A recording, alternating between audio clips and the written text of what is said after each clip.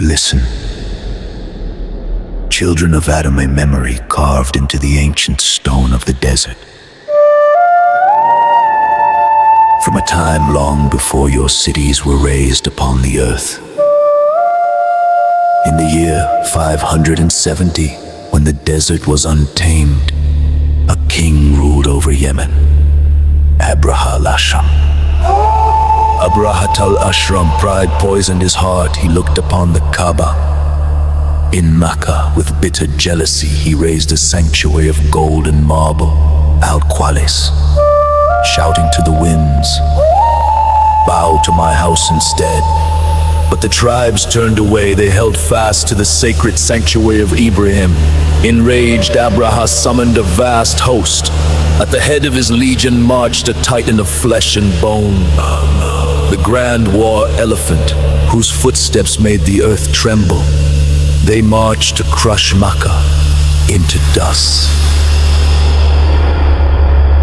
Distant camel calls, soft wind blowing. As they drew near, Abraha's soldiers seized 200 camels belonging to Abdul Muttalib, chieftain of Makkah.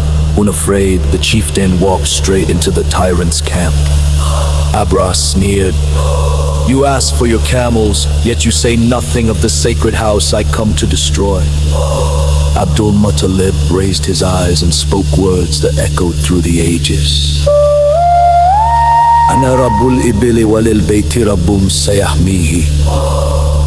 I am the Lord of the camels, and the house has a Lord who will protect it.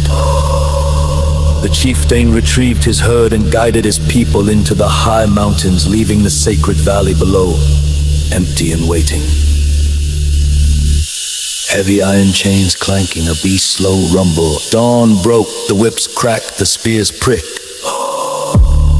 Forward, Mahmud, tear down the walls. But the giant fell to its knees no matter how they struck him. Mahmud refused to take a single step toward Makkah.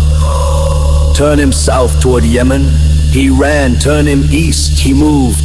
But turn his head toward the Kaaba, and he remained rooted like a mountain of stone.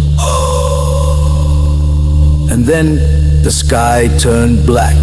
Sound of thousands of wings beating rapidly, building to a crescendo. Not with rain, but with the ababil. Ababil, swarms of strange birds darkening the sun. In their beaks and talons they carried stones of hardened clay. Short whistling rain effect, followed by distant chaos. A rain of divine retribution fell upon the army. Armor shattered, shields crumbled in moments. The tyrant's mighty force was brought low, scattered like chewed straw. Ka'asim Makul in the sanctuary remained untouched. The titan was spared. And in that very year, under those same protected stars, the Prophet Muhammad